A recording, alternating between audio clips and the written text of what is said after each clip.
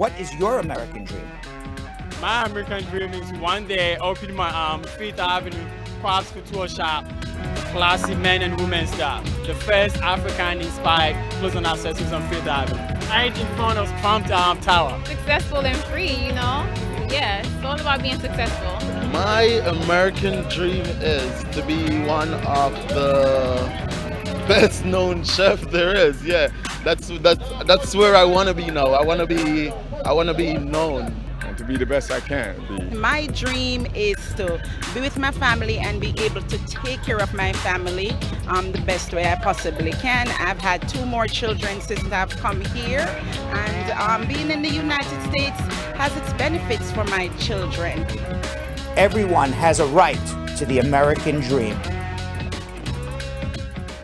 Groundhog Sam! Oh no! Ow!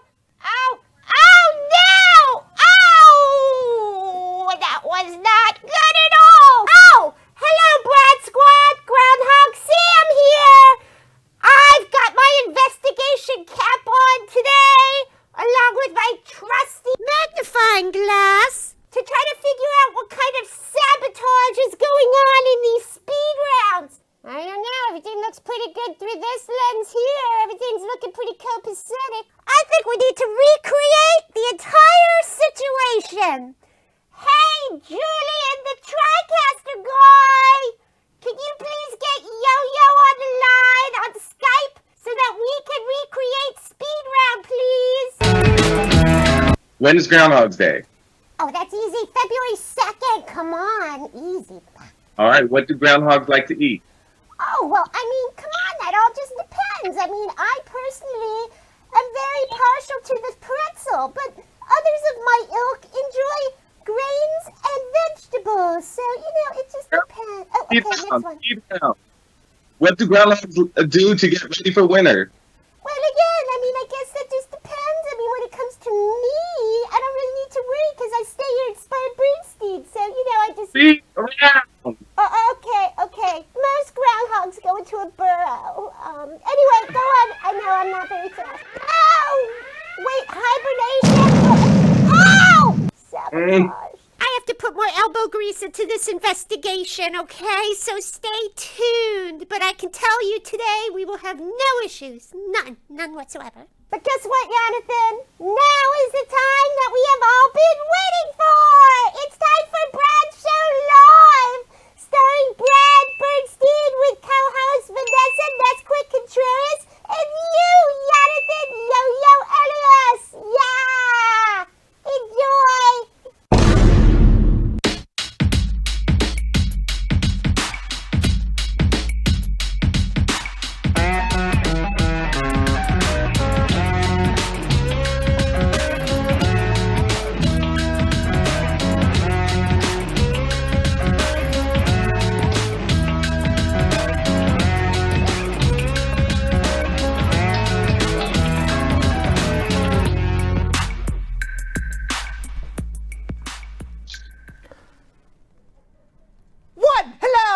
Sabotage again! I don't believe it! What's going on here? Yonathan Yo-Yo Elias, Ness-Quick, Vanessa Contreras, how are you? By the way, let me introduce myself. I introduced you. I'm Brad Bernstein. I just answer immigration questions. And I got Yonathan and Vanessa because they're the brains and the beauty behind the whole operation. What's going on, guys? Everything is good. How are you feeling? Have you ever been called the brains and the beauty behind the operation? No. There it is. There it is. The first time. Just another day in the life. Another day in the life. You will always look back in your life and say, you know, the first time I was ever called the brains and the beauty behind the operation was on Brad Show Live. Another first. Yes. And I feel great about it. Thank you. Groundhog Sam, I hope he got that under control because we need, after that, we need to have a great speed round. We do. Right. I mean, if anybody watched yesterday, it was kind of like a spoof on because somehow we got sabotaged in the middle of the speed round. All of a sudden, Vanessa's questions and computer went blank. It was like somebody wanted me to be blown up.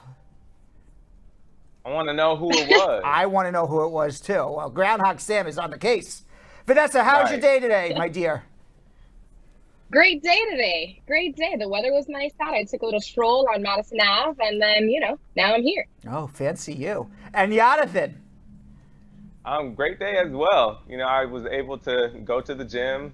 I tried to help Groundhog Sam figure out what happened yesterday. It was just a great day. It's a normal life for Yonathan. Fancy you as well. Let's say hello to the squad. I was in my warm office all day. It was very hot in my office working, so you guys are living La Vida Loca while I'm working. Jessica Leamy, Joelle Reed. She was a little insulted I didn't say hello to her yesterday. I'm sorry I didn't see you. Squad up. Alcia Enot, squad up. How are you? Lisa Bling, how are you? Dion Reed, squad up. Rona Lawrence, we see you watching. And Ari Evan LeBoy saying squad. Brian Abdul, how are you? Dion Reed and Carol Anderson, the Tiger. We see you watching. Ada, Jesus, Jess Johivo. How are you? I think I said Elizabeth Francis. Candace Stevenson, squad up. One love from Jamaica with hearts. How are you? Janelli, how are you? Omar Bean, we see you watching. Squad up. Charlie Despy, what's going on? And Abaddon Jamo with a question. We'll get back to you in a little bit. Lots of comments so far. Beverly Thompson, Naked Wire. We still don't know where Naked Wire came from. But he's back. But he is back, or she could be back. We don't know. Right. Complaining. Right. Naked Wire. Naked Wire's filing a complaint. My question was left out yesterday. We'll try to get to it today. Leave the question again, right? What else can I say? I apologize. Who else we got here?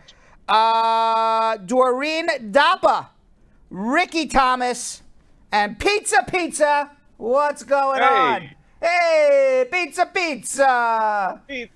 Yeah. Add a Q on YouTube. Squad up, everybody. Sasha Peter, how are you? Bella Reba saying hello, Uncle Brad. Squad up.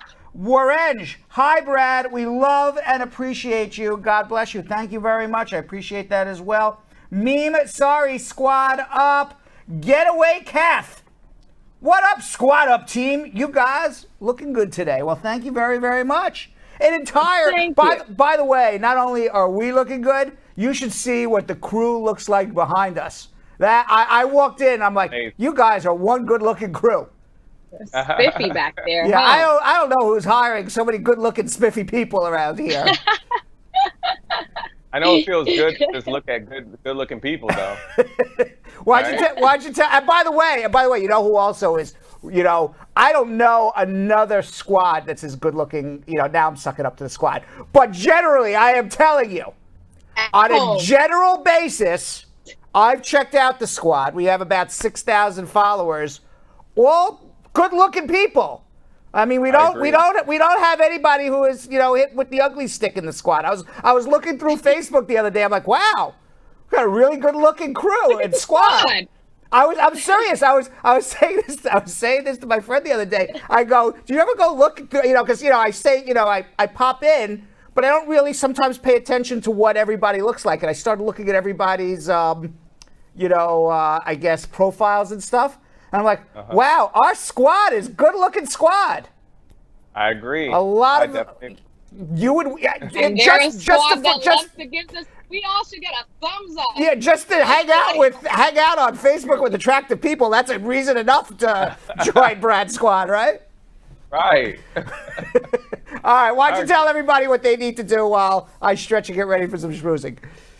All right, everybody, on all social media platforms, this is Facebook, this is Instagram, this is YouTube, this is Twitter, Periscope, anywhere you're watching this on right now. I need you all to go to Facebook and go into the search and put in the Brad Squad on Facebook so you can join the VIP page. All right. Now, this VIP page will allow you to put in your question anytime throughout the day. All right. So if you cannot put it in right away when the show starts, you know, if you come in late to the show, it's not a guarantee that you're going to get your questions answered. So make sure you. By the What's way, up? I'm sorry to interrupt you, Yo-Yo, but I have a PSA. I haven't done one in a long time. But I do have to remind everybody, Mukhtar Darami, reminding the entire crew, you're on camera. No zippers down, please. I don't know if you saw the guy from CNN was caught in a hump day moment. Yeah. An X-rated hump day moment. We don't need to talk During the about Zoom? it. Yeah, but I have to tell you something, Mukhtar Darami, and I'm talking about for the entire crew. I believe we can hold it together for 2 hours. What do you think, guys? You think we can do it? I think so. You think we can hold it together for 2 hours? I would hope so. And take care of business without a camera on? Keep your pants on. I mean, I'll try. I mean, today is hump day, so, you know, you could get excited. Right, things can get wild on a Wednesday. That's right, you never know. All right, go back, Yonathan. What were you saying? My apologies. All right, so like I was saying, everybody please join the VIP page because you'll be able to throw in your questions anytime throughout the day, and we'll take the first 5 questions and ask them during social media check-in. Now, for everyone on Facebook, I'm talking to all you guys on Facebook. I'm in the comments right now. I'm looking at how many people are sharing. Not a lot right now, all right? So I need you guys to get the shares up. Sharing is caring. It's so easy. All right, this is literally the only thing we ask for you to do. We ask for you to share. We ask for you to comment. We ask for you to start your watch party. So now what you need to do is share. You could literally share it to any page. You can share it in an inbox, make it a little personable. Hit somebody up. If you know someone's an immigrant, if you know somebody might need help, like, why wouldn't you want to help them? It's so simple. It's free for you. All you have to do is press that share button and throw it into their inbox, throw it on someone's page, throw it in different groups, all right? Don't just share the actual video. Actually put a little caption saying, hey, this is a show where some great people help immigrants all over the world. If anybody has any questions or issues, they need to join this grad squad. All right, so only way we can do that, the only way is through you. All right, now please also put in all your comments, your questions in the comment section right now. Remember, we'll do social media check-in in a couple more segments. So the best way to get your, you know, if you want your questions answered, I guarantee that you will not get it answered if you don't do it right now, okay? So you have to put your questions in right now because we're already getting so many. All right, now please also show your emotions by throwing out those emojis. Like the page, love it, smiley face, sad face, wow face, mad face, whatever emotion you guys are feeling, make sure you throw that in there, all right? So now, Ness-Quick, what are we going to do on YouTube? Alrighty, Yo-Yo. So, squad, on YouTube, you should already be subscribed to our channel, and make sure that you click the little notification bell right next to the subscribe button so that you guys know when Brad Show is live Monday through Friday. Right below, you'll also see my favorite icons, which is that arrow saying to share. When you click that, it gives you the link to this video right now on YouTube. Copy that link, send it to a friend, send it to a group, send it to someone that you know needs immigration help. That's what we're here for. There's still so many people out there that don't know about the Brad Show and don't know all the value and knowledge that Brad brings and answers so many questions that on a different occasion, where else are you going to find it with this much value for free? Of course, you guys, let us see the comments in the comment section. I'm in there as well. I want to have some conversation with you guys, ask your questions, and most importantly, you guys already know what I'm coming for you for, those thumbs up. We're getting them started early, but when you guys give us a thumbs up, how does that help us? How does that help the show? It lets YouTube know that there are things happening here that, well, this audience likes. So if you like the information that we're providing and you like this show, please give us the thumbs up. That helps us so much, and it helps us reach so many more people. And that's exactly what we want to do here, is help as many people as we can, because we know how tough it could be to get immigration information. So make sure that we share that. Nonetheless, you guys can also find us on Instagram at Brad Show Live. Make sure that you follow us there, because if you can't catch a full show, or if you have a friend that can't catch a full show, you'll catch the best snippets of our show on Instagram. So you can also ask your questions there. Please make sure to like, comment, and interact with us there. We love to hear from you, squad. And like I said, if you can't catch a full show, you'll catch the best snippets there. And now let's get to it. Without further ado, snoozing with Brad. All right. This is to take a word out of Yo-Yo's mouth. Quite trifling, very upsetting, extraordinarily upsetting. No, I'm being serious. Trifling. Trifling, but I'm actually very serious about it. Lawyers, I don't know if you saw this, it came out in the news today. Lawyers say they can't find the parents of 545 children who were separated by the Trump administration during the family separations at the border.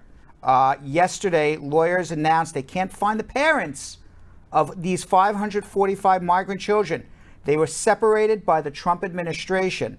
The lawyers from the American Civil Liberties Union, they were appointed by a federal judge to identify migrant families who were separated by the administration. And they're saying that about 2/3 of those parents were deported to Central America and their children were left behind. If you remember, they took parents and put them in one jail, children in another. The U.S. government made no effort to put the children back with the parents when the parents got deported. So the parents were deported to another country and the children remained in the United States in detention. Now, the Trump administration, back in 2018, they instituted a zero-tolerance policy. It separated migrant children from parents at the southern U.S. border. The administration later confirmed that it had actually begun separating families in 2017 along some parts of the border. So this has been going on now for over 3 years. Now, unlike the 2,800 families separated under the zero tolerance in 2018, most of whom remained in custody when the policy was ended by executive order, many of the more than 1,000 parents separated from their children under the pilot program, this is the one done in 2017 before anybody even knew this was happening, they had already been deported before a federal judge in California ordered that they be found. Now, the group Justice in Motion is physically searching for the separated parents in Mexico, in Honduras, in Guatemala. They are actually literally putting volunteers on motorbikes, in cars, handing out flyers. And by the way, I had read that more than 2/3 of these children who were separated from their parents that are still have not been reunited now 2-3 years later, when they were originally separated, they were under 5 years old. Under 5 years old, and they still haven't gotten 500 plus children back to their parents who got deported.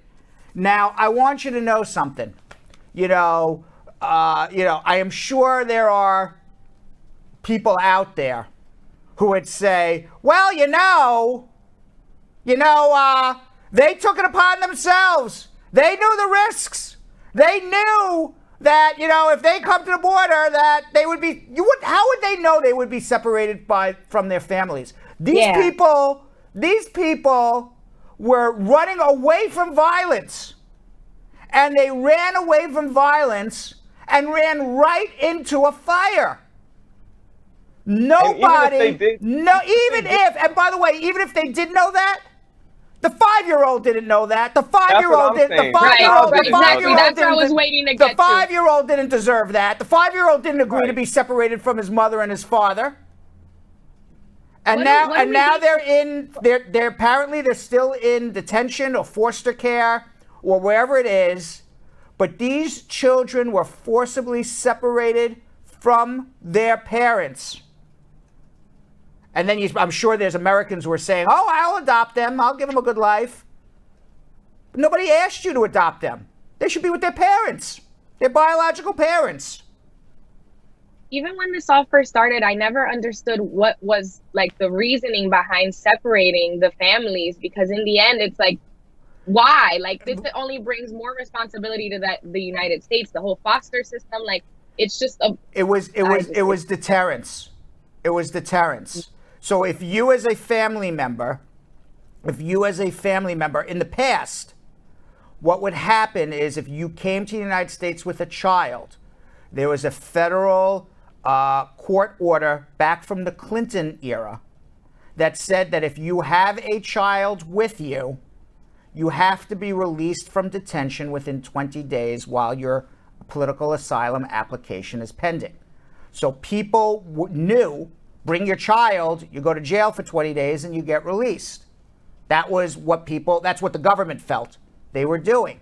So the government said, we want to stop people from coming to the United States and applying for asylum. And what we especially want to stop people from doing is coming to the United States with a child applying for asylum. So therefore you now get released. And now you're in the United States with work authorization 180 days after your release. And it's taking years and years and years to schedule an asylum interview for you. And now the person gets to live in America several years legally working. That's what they were trying to prevent. But what they did with a broken system, because it's a broken system. You come for, I just spoke to somebody today for a consultation who applied for asylum in 2017. They still haven't gotten a hearing yet. So it's an absolute broken system, and they want to move on with their lives. Everybody does. But to take a broken system and then turn a broken system into a broken and now extraordinarily cruel system, that's adding fuel to the fire that these families were running into. Yeah. Meanwhile, the group Justice in Motion said in a statement, while we have already located many deported parents, there are hundreds more who we're still trying to reach. It's an arduous and time-consuming process on a good day. During the pandemic, our team of human rights defenders is taking special measures to protect their own security and safety, as well as that of the parents and their communities. They are literally going in countries with flyers. Do you know this child? Is this your child? We want to it's like missing, like when you see, a child goes missing in the United States and people are handing out flyers, or a person goes missing in the United States. Did you see, this woman was last seen running, jogging on First Avenue and now is gone for 30 days. And you have groups of people canvassing the neighborhood, handing out flyers of pictures. That's what's happening right now in Mexico. Isn't that putting more and work Central. on them? Of course, that's what it's more work. Of course. That's what's happening in Mexico. They have groups of people walking around, canvassing hillsides, small towns, big cities, handing out flyers. Do you know this child? We're trying to get this child back. And by the way, have you heard one word from Donald Trump about this? Or have you heard one word from the Republicans about this? No. They're the party of family. They're the party of family. And by the way, how hypocritical to say every life is important. We don't want abortion. It's not a woman's choice. But once that child is born, their life's not that important anymore. It's only important up until the point where the child is born. How hypocritical is that? Because this child is 3-4 years old, we're going to separate him from your mother. How is that helping a child? How is that saying every life is important? Do you think they feel like this has gone too far and that's why they're going and they're trying to do this now? Because for them to go the extra mile and say, okay, now we're trying to reunite these families that we initially separated. The Republicans are not doing it. It was a lawsuit brought by an organization, a civil rights organization, that wanted the Trump administration to reunite these children with their parents. They weren't even planning on doing it. So and they weren't even planning on doing it? No, it was a federal judge who's forcing the government to do it now. What the Wow. These kids? Wild. That's wild. Meanwhile, did you see that Trump abruptly, he cut off an interview with 60 Minutes star Leslie Stahl at the White House yesterday and then taunted her on Twitter, posting a behind-the-scenes video of her and noting that she had not been wearing a mask in the clip.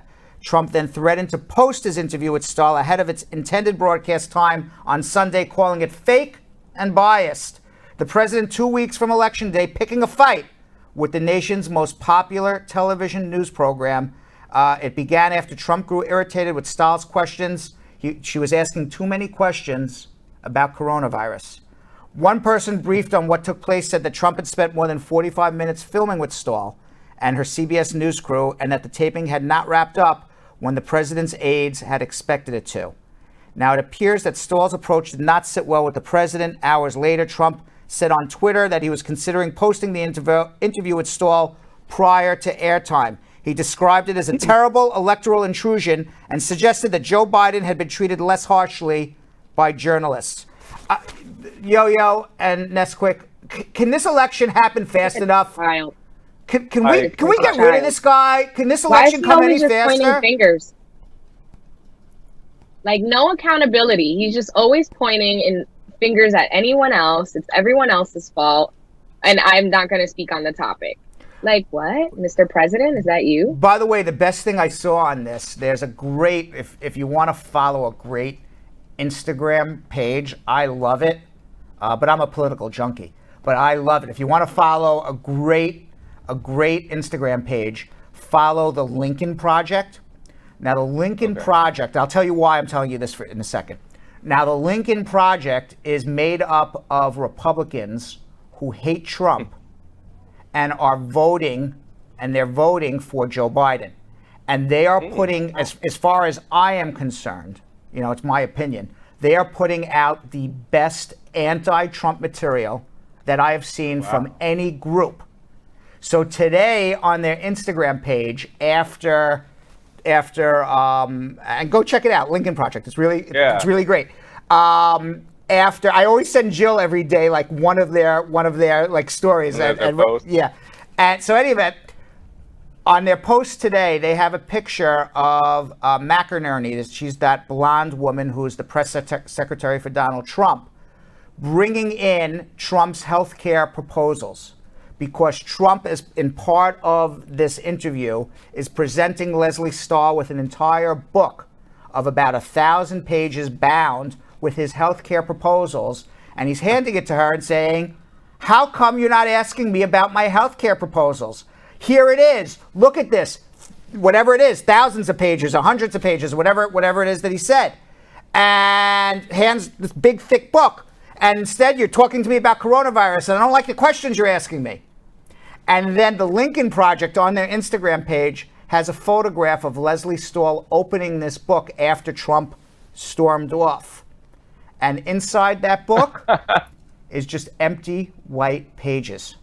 What? Empty. He handed Leslie Stahl a prop. There was no, at least according to the Lincoln Project, there was absolutely nothing written on these thousands or hundreds of pages. Go look at the Lincoln Project. It's really quite amazing. It's really quite amazing. Meanwhile, I'll tell you what's also amazing. Would you ever believe this? Would you ever believe this one, Yo-Yo and Ness-Quick? That our president of the United States of America, in the last 3 years, has paid more taxes to the Chinese government than he has paid to the United States government in 20 years.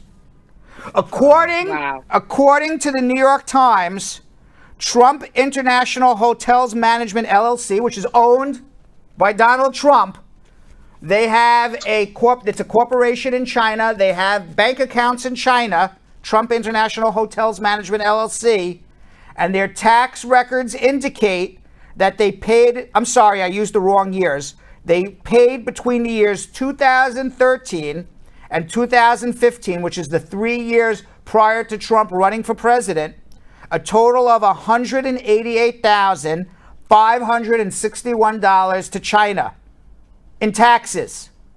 During the period of the last 20 years, the New York Times reported Donald Trump paid a total of $750 to the U.S. government. Crazy. Is that crazy or what? That's insane. Like, how is?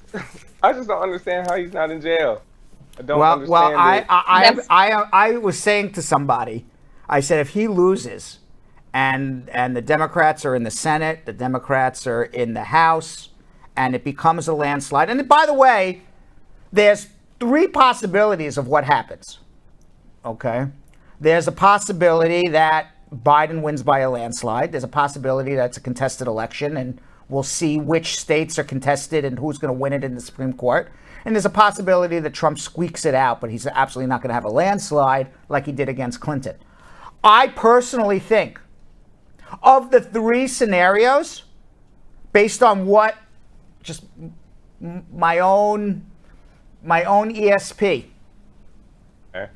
I think it's going to be a Biden landslide. I really do. I can't imagine people voting for him, but I could be wrong, and I wouldn't be surprised in all three. But I'm going to go out on a limb and say I've thought about it. Biden landslide. There will be no contested election. With that being said, but even with the landslide, does that still mean that the Electoral College goes into? Of course. So he could still win. Yeah, but right now Biden is winning by a large majority in Michigan, in Pennsylvania, and in Arizona. If those polls hold true, even if Trump wins all of the states he won against Clinton in 2016, and Biden wins all the other states that Clinton won in 2016, Biden's the president. If Biden wins Florida, Biden's the president, and they're even up. So I could totally see a scenario where Biden wins Pennsylvania, Michigan, Arizona, Florida, Georgia, North Carolina, and then all of a sudden it's a landslide. I hope. I don't know. I hope so too. But you got to vote. You can't rely on my ESP. Right. Because when people were relying on my ESP in 2016, because I was telling everybody Clinton's the winner, nobody went out and voted. You got to go out and vote. Don't rely on my ESP. Maybe you should just say that Trump's going to win. It's so important. So important. Meanwhile, Yo-Yo, in Nigeria, protest against police brutality in Lagos has turned bloody again yesterday. Despite a statewide curfew, demonstrators have taken part in daily protests across the country for nearly 2 weeks now. Tuesday saw the state governor impose a 24-hour curfew. No one is allowed out of their house. One witness at the protest by the name of Akin Basola Ogunsanya said the shooting began after the lights were turned off at the Nigerian city's Lekki toll gate. He said members of the Nigerian army pulled up on us and they started firing. They were shooting. They were firing straight ahead, directly at us, and a lot of people got hit. I just survived barely. The state government has ordered an investigation into the incident, but I can tell you, based on the news reports, the Nigerian government is killing its own people. Now, according to a tweet by Akasil, Lagos Governor Babajide Sanwo-Olu, he said, "I've been advised security agents not to arrest anyone on account of the curfew." That's great, but they're shooting people. The protests at the Lekki toll gate have been mostly peaceful, with demonstrators singing the national anthem for Nigeria. Now, SARS, that's the special armed unit in Nigeria that people are protesting. It was disbanded on October 11th. A new police unit came in to replace them, but it's just basically changing the uniform on the same exact people. Protesters are demanding further protections against the police. Death and severe injuries amongst the protesters have been reported since this weekend. It's a complete travesty and a humanitarian problem now going on in Nigeria. This is literally genocide. It is. This is genocide. I mean, they shot directly at people with live bullets. Yeah. They didn't even use. By the way, they didn't even use rubber bullets. Why? Rubber bullets can kill too, but when you're using live bullets, you're shooting to kill. Not only you're shooting that, to kill. There are videos out there showing different police officers stopping ambulances from going to the protesters that have died. So the people in the ambulance are like calling the hospitals, calling all around, like, hey, we can't get through. They won't let us through. And they're literally, the police officers are literally like, just turn around. So that's why a lot of people are dying as well, because they're not even allowing them to get treated. It's the sickest thing. But like I said, I do love the fact that it is kind of bridging the gap between Africans, African Americans, Caribbeans, because now you have Beyonce that even just recently tweeted about it earlier today or yesterday, saying that they're working with different organizations to try and help the youth protesters out there. That's what we need. We need everybody to come together for this, because. And by the way, Yo-Yo, it's not just black African Americans. It's white Americans like me too. It's right. Latinos like Vanessa. We need to build awareness. They're bringing attention to a problem that never hit the news. We wouldn't think about it.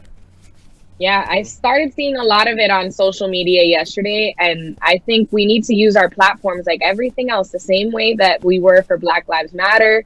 The world needs to hear. We all have a voice. So I started to see it a lot more on social yesterday about building awareness. Yeah. Meanwhile, the world is falling apart, but it is still hump day, Yo-Yo and Vanessa, and we gotta have a little fun. We can't be. You know, we gotta let some of the camels out sometimes to have a little fun.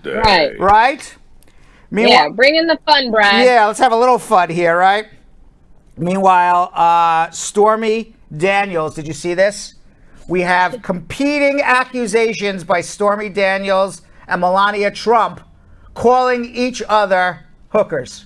Melania is calling Stormy a hooker. Stormy is calling now Melania Trump a hooker. After hearing audio of Melania Trump seeming to call her a hooker, porn star Stormy Daniels accused the First Lady of being the one who has sex for money. Now, for those who don't know, Stormy Daniels had an affair with the Pumpkin while the Pumpkin was married to Melania during the time Melania was pregnant with Barron. Right. Believe it or not. So these are two competing women going after, at least at one point, the affections of the Pumpkin. Right. I'm like, what word did you get into? I mean, what were these women chasing? Does that make you want to vomit in your mouth or what? Absolutely. Now, tapes released by the First Lady's former friend, Stephanie Winston Walkoff, earlier in the month, seemed to record Melania calling Daniels, a.k.a. Stephanie Clifford, Stormy Daniels, quote, a porn hooker, after learning the adult performer was being photographed for Vogue magazine in 2018. The First Lady is heard saying, quote, Annie Leibovitz shot the porn hooker as she will be in one of the issues September or October. Annie Leibovitz is a very famous photographer. Daniels alleged in 2018 that she'd been paid to stay quiet about an affair she had with Donald Trump. The affair took place at the Beverly Hills Hotel in Beverly Hills in one of the bungalows by the pool. And she was paid to be quiet by Trump's lawyer, Mr. Cohen. There he is, who's now in jail for fraud for paying off Daniels. And this was right around the time she gave birth to Barron in 2006. Now, she responded on, oh, that's right, Cohen's now in jailhouse arrest. Now, she responded on Twitter last Tuesday by implying the First Lady is, in fact, the prostitute because she is sleeping with the reality TV star turned political pumpkin. Daniels tweeted, and I'm quoting, ha ha ha ha ha! Although I wasn't paid for sex and therefore technically not a hooker, I'll take being that over what you are any day. You sold your PUSSY and your SOUL. Keep talking about me. LOL. Listen, this was a read. This was a read. And then she said, and your new boobs look real nice. Are you going to post any more nude? Like, I like your is Melania, I don't know. I'm not really checking out Melania's body. She had fake boobs. Does she have fake boobs, Yo-Yo? Yes. Yes. The answer is yes, according to Yo-Yo. And I would have to say, if anybody knows anything about boobs, it's Yo-Yo. I go Dr. with what Love. I go with Dr. Love says. Dr. Love. Yeah. Yo-Yo says they're fake. God damn it, they are fake. That is 100% true. No question. No questions doubt. asked. Meanwhile, Daniels also mocked steamy photos taken of Melania during her modeling days and signed off #BeBest, which is the First Lady's initiative. So we have dueling accusations of prostitution surrounding the pumpkin. You know what's so funny? It's like these two women are fighting over a man they both don't want. That's right. Right. You're right. You're right. You're right. You're right. It's wild. You're right. You're like, you can take him. Take him, please. Right. Sleep with him all you want. Right. Meanwhile, for all you cool cats and kittens out there, for Come all on, Carol. you cool cats and kittens out there, yes, Carol. Tiger King star Carol Baskin, she has come out as a bisexual. The big cat enthusiast and CEO of Big Cat Rescue has addressed her sexuality following her elimination from Dancing with the Stars. Baskin explained how she first felt part of the queer community in the 1980s during her first marriage, saying, quote, I was engaged to a psychologist, and that was his entire field, dealing with the LGBT plus community. It was during the period when AIDS was just wreaking havoc around the world and people were losing their loved ones, and so I became very close to people in that community. Baskin went on to explain that she felt probably born into the wrong body and called herself a tomboy. She added, I was always very male-oriented in the things I did, but it was during the 80s that I discovered that through dealing with the LGBT plus community that I realized I had just as equal feelings for women as I do for men. Now, Carol Baskin recently responded to an advertisement released by the family of her late husband, Don Lewis, saying that she killed him to get the Big Cat farm and take his money. She called that a publicity stunt. Now, Baskin said, it's a huge publicity stunt on their part, so what more could they probably do than that? I'm not worried about what people say, because even when they're saying things that are negative, it's keeping the conversation out there about cats in the community. Now, do you think her current husband is also bisexual? Let's go back to that picture. Has he come out? He has not come out as anything yet, right? I feel bad for this guy. It makes me sad. And I'm not surprised with her at all whatsoever. Why do you feel bad for him? He's accepted it. He's basking. Look he's at that Carol picture. basking in the spotlight. And They're millionaires. Yeah, and he became famous, and he's not leaving her. He's standing by her side. I missed the part where she was on Dancing with the Stars. I didn't see that feature. Yeah. That's where they're cast nowadays. I haven't heard recently. There was a big, and there was also a big talk a few months ago that the Pumpkin was going to pardon the Tiger King himself, who's in jail 20 years for trying to kill Carol Baskin. He's a homosexual. Perhaps he would have had a little more empathy for her if he knew she was part of his community. He's probably I don't think so. That was the craziest story ever, right? Yeah, that kept me on my toes. It's been a while since Netflix had me on my toes. That Tiger King that was show, it was like right when the pandemic started. We were all under quarantine, and I sat down in front of my television at 12 o'clock, and after 15 minutes, I told my daughter, who was living with me because she was home from school, I said, Gabby, get the popcorn. This is going to be a long one. 6-7 hours. We're not moving. Get that popcorn machine going. And I was like going. That's a brave man. That's exactly what I did for 7 hours. Popcorn. That's exactly what I did. I watched the whole thing. The whole thing. It was wild. Yes. It's like once you thought it got crazy, there was an episode that got crazier, and then they just kept going back and forth, and it's just a lot.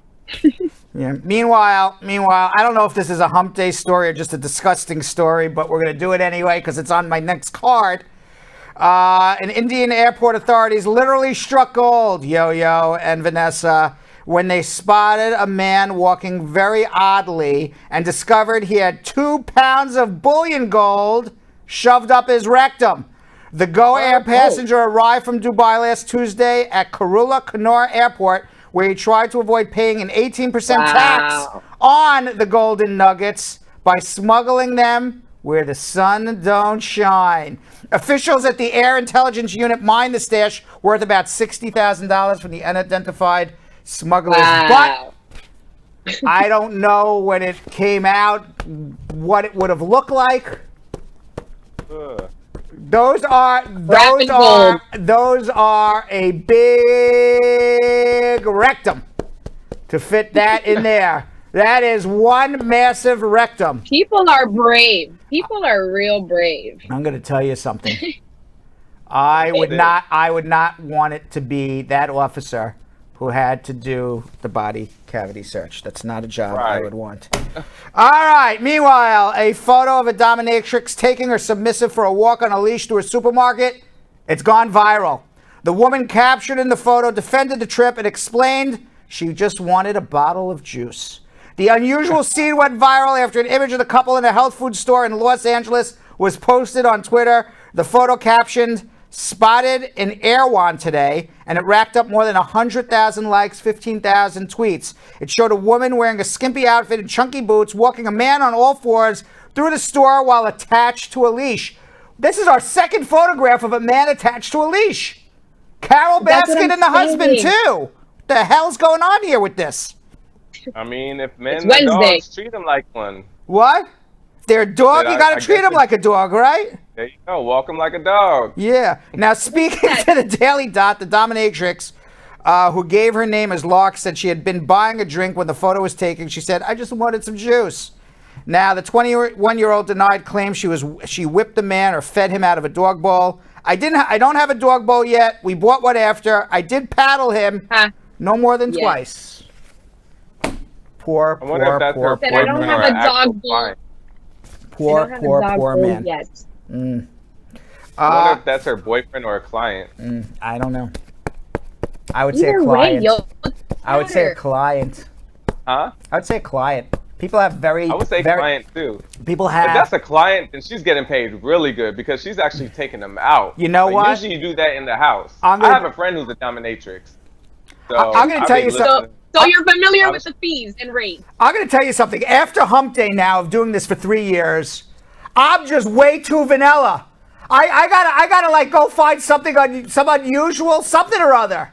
I'm way too vanilla. A lot of blow up doll stories. We had a lot of blow up doll stories. Yeah, so, I'm just way too vanilla. I gotta find. I guess I don't know. I'm just too vanilla. I can't see myself walking around on all fours with a leash. Not something I think I want to do. Or have blow-up dolls. But I guess if you don't try it, you don't know, right? Maybe you could try like role play. That's a good start. Right.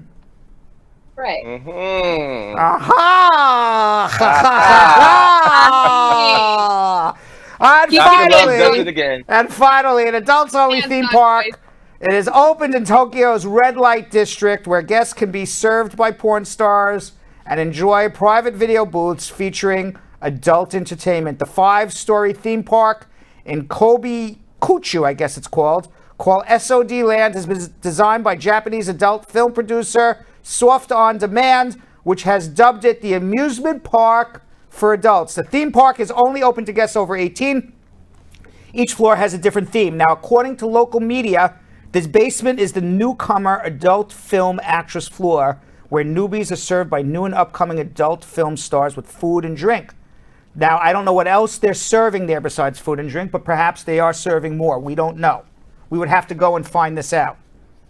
The second floor is called the Kabutushu Salon, offers more risque entertainment such as erotic massage.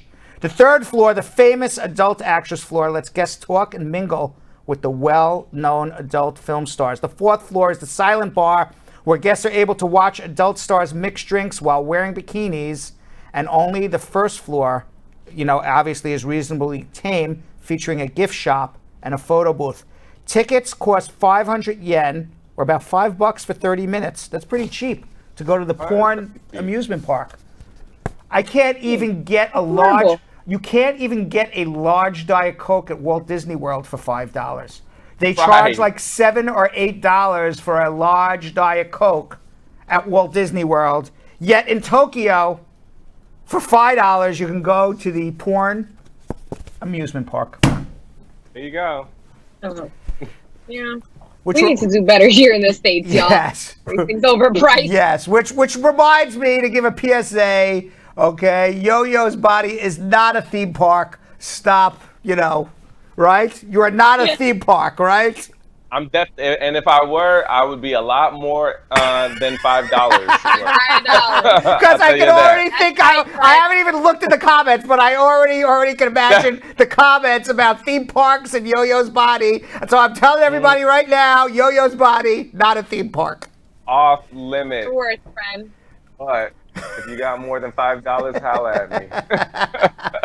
All right, why don't you tell everybody what they got to do while I get ready to stretch and answer your immigration questions. That's our hump day. All right, guys, that was our hump day. So now what we need everybody to do on Facebook is start your watch parties. It is so easy. All you have to do is press share, then go to more options, then watch party, and then start. It takes the video from our page to your page. You are the host with the most, the hostess with the mostest. Everybody will come to your page and start commenting under there. We cannot see those comments. We could only see those comments if we go to your watch party. So make sure you tell them to come to the main page of Brad Show Live and ask any questions that they may have. I need everybody to please do this because it sends a ding notification to all of your friends on your friends list. All right? I need y'all to do this. This is a great way to get the show out to your entire friends list without having to share. But we still want y'all to share as well because sharing is caring. So the same way how you do the watch party in the beginning, you just press that share button, but then this time you're going to have to share it to anybody's page. You can share it in an inbox. You can make it very personable. Text somebody, copy the link and text it to your entire text message thread. You can have a group of people that you send this text to every day. That's what I do. I copy the link and send it to my friends and my family and say, hey, it's about that time. You already know. We start at this time, 5:30 or 6 o'clock. You already know what time it is. The show about to start. Click on the link and join the Brad Squad. All right. So I need y'all to do that right now. Also, put in all of your questions in the comment section. We don't know if it's cut off yet, but we still need y'all to put in the questions because you never know. But like I said, the best way to do it is join the Brad Squad on Facebook and become a VIP member because you could throw your questions on any time of the day. Now, Ness-Quick, what are we going to do on YouTube? On YouTube Squad, we should already be subscribed to our channel. Make sure that you turn on the notification bell so you know when we go on live every day. Of course, like Yo-Yo said, you should be doing on other platforms. I want to see you guys clicking that arrow right below now more than ever because we're getting to what you guys have been waiting for. Brad is answering immigration questions. And like I said earlier, you never know who's out there that needs that help. And you can be that source to provide them with this great source. There's still so many people that aren't familiar with the Brad Show, and let's have them know what's going on here, friends. There's so much going on here, so much value, so much knowledge. I'm still looking here on YouTube and I only see 34 thumbs up. A little upset, guys. There's over 100 people viewing right now. I feel like minimum we should get 100 thumbs up. That lets YouTube know that there's great things happening here, and it helps us spread everything that we're doing here all over YouTube so we can grow this even more. Okay, guys? So you can be that source squad. Help someone out there. Copy the link. Send it to a text message. Like Yo-Yo said, send it in a group and let people know that Brad is going to be answering your immigration questions shortly. Of course, we are on Instagram. Make sure that you follow us there at Brad Show Live, where if you can't catch a full show, you're going to want to lead a friend there to catch the best snippets of our show. Every now and again, we do giveaways there. We do special features there. You should be direct messaging your questions there as well for a chance to have them answered later on in social media check-in. But nonetheless, this is the bread and butter of the show where everyone wants to get their questions answered. You guys will go live with Brad. Make sure that you call in and ask your immigration questions. So share, friends. That's all we ask from you. Brad Show Live is on every day and bringing you all this value and knowledge. So let's get the word out there and make the squad bigger and bigger. So, not gonna hold you guys to it anymore. Let's get to getting answers to your immigration. Gotta clear my throat. Let me clear my throat. Who said that? Wasn't that from a rap song? Yo-yo? Let me clear my throat. Clear my throat. Yeah, what song is that? What song is that? That's like from the 90s, right? I forgot what song it is. Yeah. Yeah. I can't remember. Yeah, right. Okay, back Yeah, to like Humpty Hump, right? Something like Humpty Hump, right? Something like that? Let me see. And that would be very, very apropos if it was like something like Humpty Hump, right? Something like that? No? DJ Cool. DJ Cool. What was the name of the song? Cool. DJ, let me clear my throat. Oh, let me clear my throat. Oh, it had nothing to do with Humpty Hump. Okay. Oh, and he's, no, it's Probably in not. the same mix, though. It was in the same mix. It was in the same mix, though, right? Yes, right? Yeah. You got it. All right, let's go. Let's go immigration now. Sanat in Pittsburgh, Pennsylvania. Sanat, how are you? Good, how are you? Hi. Good. What's going on? Hey, I have a question about my little story. So I came with the work and travel visa 2017. Right. In Irish State, and I got by Border Control 2018. Wait. Slow down. I know you're waiting a long time to speak to me. I want to make sure that I get it, okay? So, where are you originally from, Sanat? I'm from Kazakhstan. You're from Kazakhstan. And when did you come to the United States? 2017 for the work and travel. Okay. For what show? Work and travel, the J1. On a J1. Got it. Okay. Did you have a 2-year home residence requirement? No. You did not. Okay. And what happened after you came on the J1? You were supposed to go do a program, work on an internship. What were you supposed to do here? It's like a work and travel exchange program. So it's like 3 months only. Okay. In the summer. And then apparently you haven't left, and here you are still, right? Yes. Okay. Yes. And your question is what? And the question is like, I'm just saying my story. So I got gotten by border control. I got arrested by immigration. Why did you get arrested? How did they find you? I was traveling by Greyhound. It's always the Greyhound. Where was this? Was this up north by Buffalo going to Chicago, or down south going to Florida? Chicago, yes. Chicago. I was coming from Chicago. I am telling you, the New York to Chicago train and bus, it goes on a northern loop, goes up near the border of Canada, then comes back down. ICE gets you every time on those trips. Anyways, continue. Okay. Yes. So I got there. So they got me, and I was Ohio. I was in Ohio. Right. So they got me in Ohio.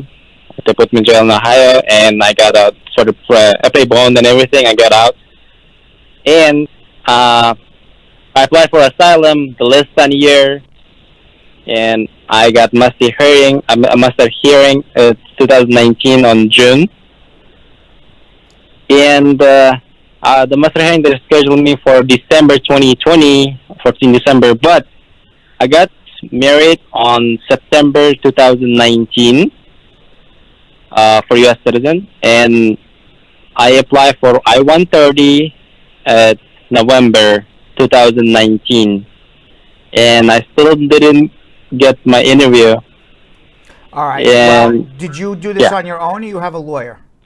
I do have a lawyer. Okay. Well, the process should be this. I don't know what your lawyer's doing, but the process should be this. Number one, the lawyer files an I-130, which he or she did, but has to request what's called a bona fide marriage exemption. And the reason why you have to do this, and hopefully they did this, other than that, your I-130 is going to be denied. And the reason they have to do this is because you got married after you were put in removal. So what the law says is there's a presumption that if you get married after you put in removal, that you got married just to avoid deportation. So you have to file an I-130 and request what's called a bona fide marital exemption to overcome that presumption that you just got married to avoid removal.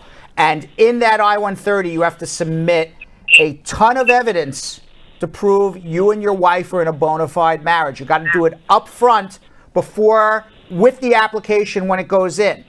And for everybody who watches my show, if you've learned anything for 3 years, what a bona fide marriage is, you live with your wife, you have a financial relationship with your wife. So all of, or your husband or whoever it is that you live with, or whoever you're married. So all of that information has to be submitted in advance with the I-130 with a letter written by you, signed by you, requesting a bona fide marriage exemption.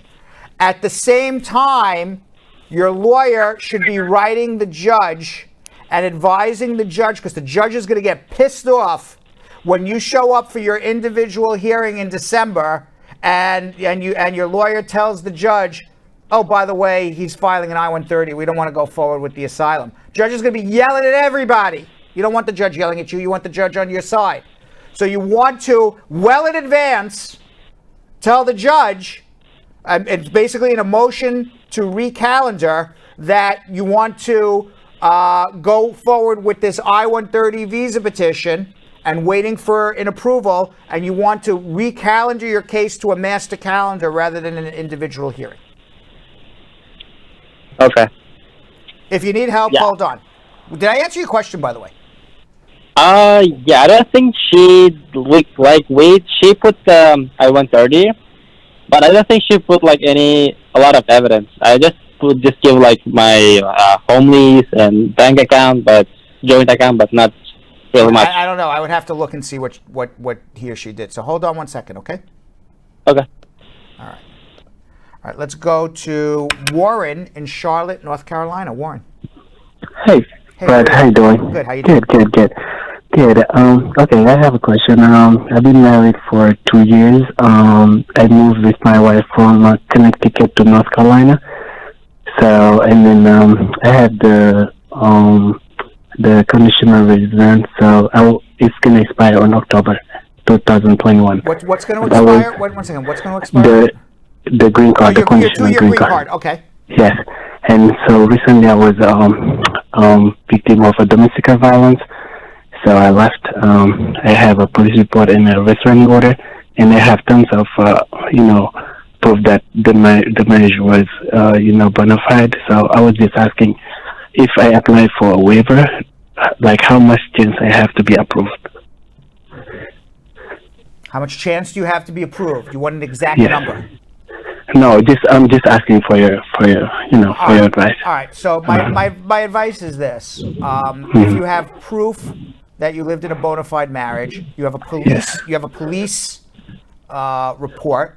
Your wife got arrested?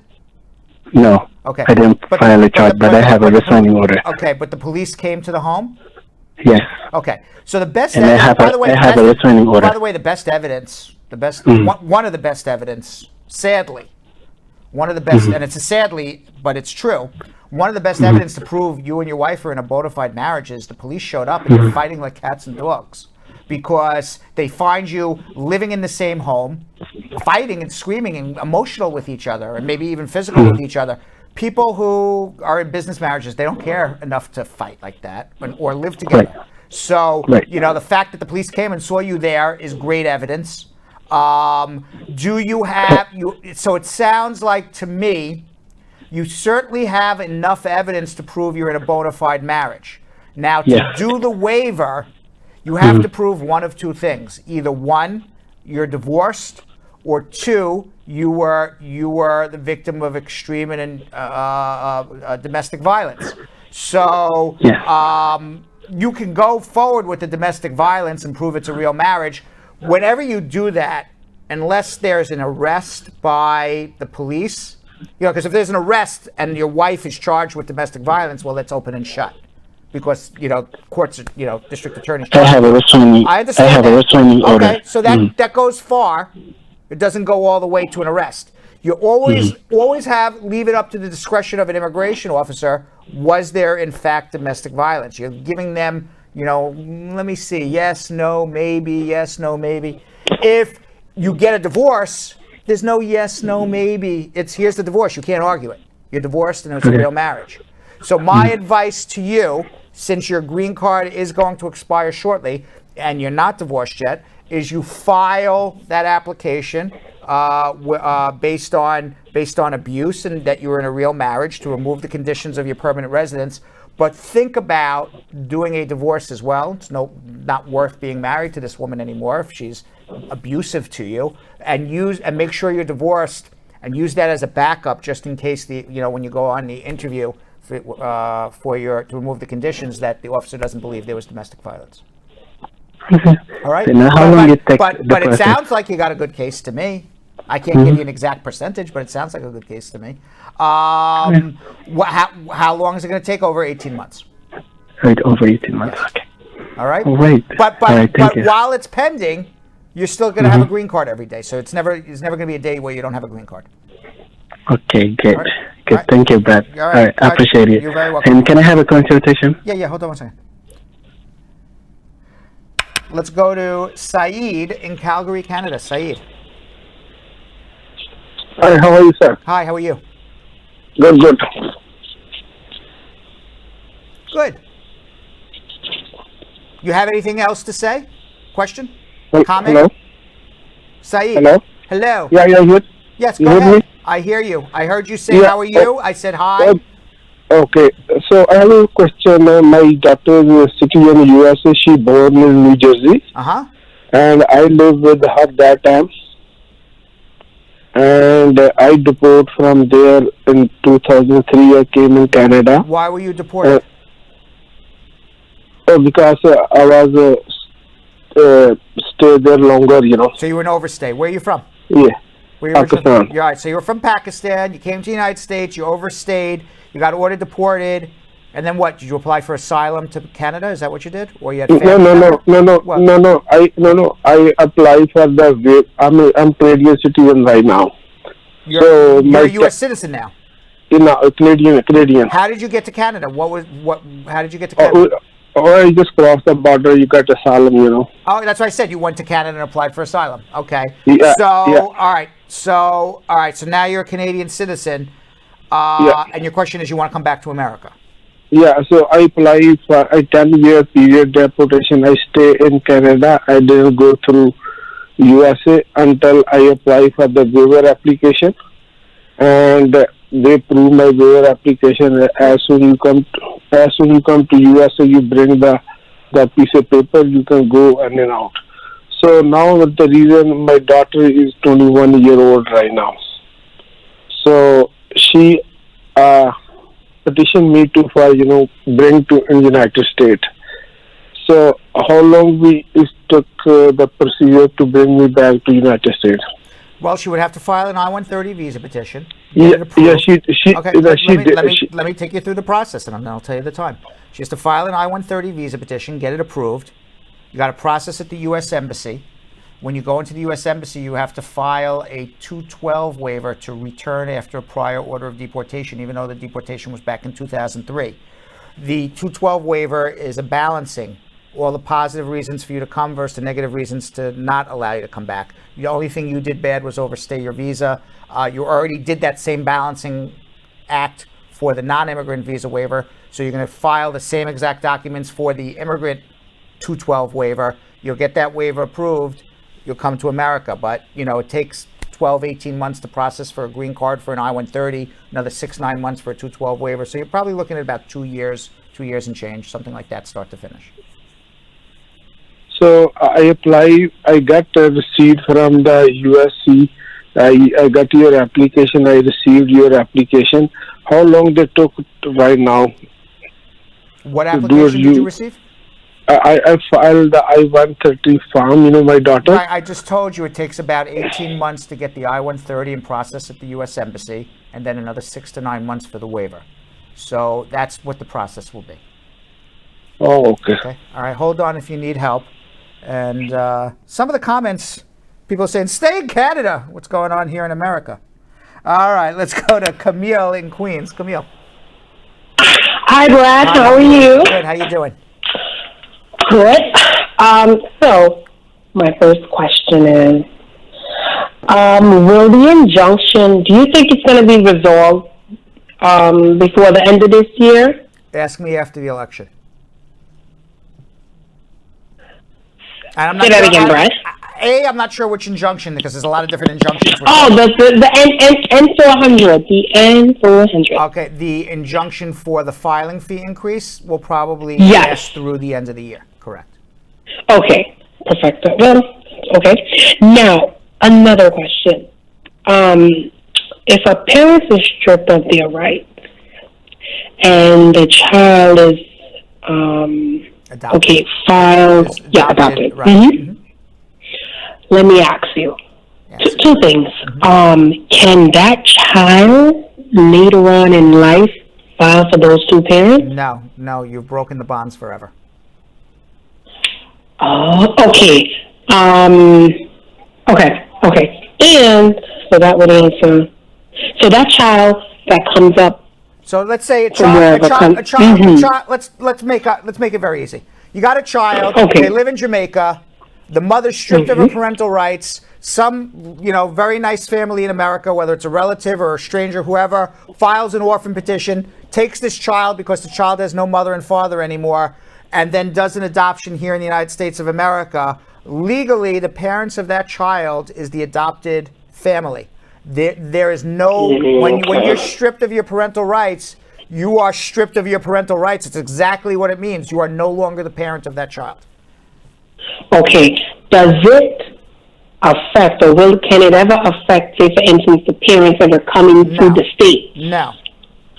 Okay. Now, when they strip up the parents, can both, or it could be just one parent being stripped? Or it depends on what's on the birth certificate. Because you have to be an orphan. No mother, no father. Okay. No mother, no father. No mother, no father. Yes. Lastly, Uh-huh. If you are looking to file for your citizenship, you have your 10-year green card, but your ex-wife, the person is now divorced. Say, for instance, she had a restraining order out on the ex-husband. Does that affect your citizenship? It absolutely does. If you have a restraining order against you, you can't prove good moral character. Shut the front door. Really? Shut the front door, correct. Okay, question. Shut the front door, correct. Okay. Yeah. Is it how, okay, so with that being said, how many years of good moral character do you have to be eligible for citizenship? Well, you need 5 years good moral character, or 3 years if you're married in a bona fide marriage to a U.S. citizen. Good moral character is not going to start until that restraining order is lifted. So once the restraining order is lifted, then you can start counting good moral character. Noted. Okay, Brad, thank you so much. All right, good luck. Okay, good night. Thank you. Thank you. Shut the front door. Very, very G-rated. I like it. All right, Frank in Chicago. Hey, Brad. How are you? Good. How are you? Good. Everything's good. I talked to you back in January, and taking your advice, I did file for my citizenship in Chicago. Great. Just a quick question. Back, I'm married to a U.S. citizen, 10 years. I got 2 kids. And I got a misdemeanor back in Indiana with the smoke shop, if you remember that. But I know you get so many calls. But so I'm waiting. I got my fingerprints done, and I'm still waiting for the interview. But there's 5 years is coming since I pleaded guilty to a Class B misdemeanor.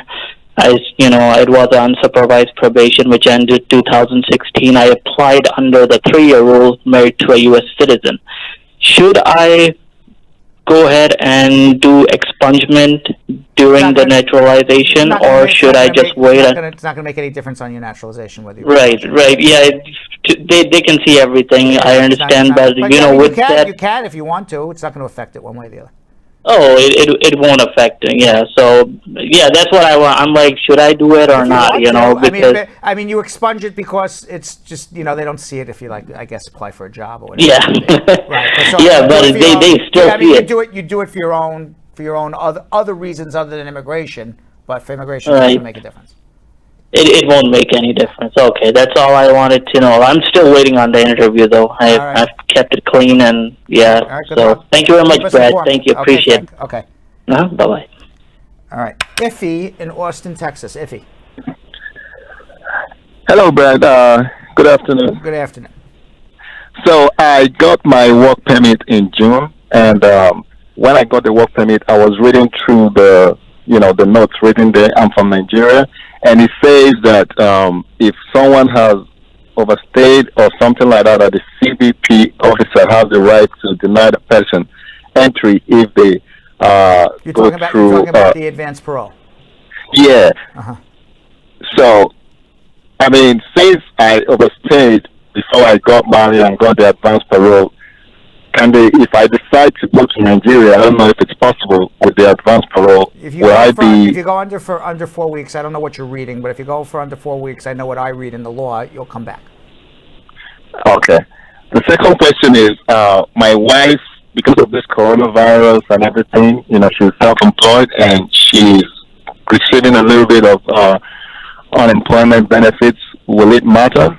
It only matters. It doesn't matter for public charge, meaning that they can't say you're getting government assistance and therefore you're denied. But it does matter that if she doesn't earn enough income, that maybe they're going to say you're going to take government benefits, or you potentially could take government benefits. So it's not. In other words, when you collect unemployment, it's not like collecting Medicaid, where it's like, don't do that. Because you can collect unemployment and be a millionaire and collect unemployment. If I worked for somebody and I got laid off, I can collect unemployment. It has nothing to do with my place in life or my status or my income or anything else. But if you're relying on the unemployment and nothing else, and your unemployment is $200-300 a week, you may not be able to show that you can support your spouse 125% above the poverty level. That's a different situation, but it's not like getting a Medicaid or something like that. Okay. The third question is still based on the Nigerian issue for a friend that applied for asylum some time ago, and he was denied. But with the current civil unrest and repression in Nigeria, they are wondering if it's possible to do it again, since they have a changed circumstance.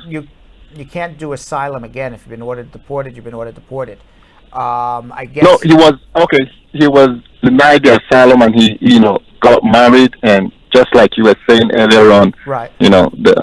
Then go with the marriage, because we don't know what it's too early to tell what's going on. Because maybe you wouldn't get asylum, but if he was put in removal, you would get something called Convention Against Torture, which is the government can't protect your safety if you go home.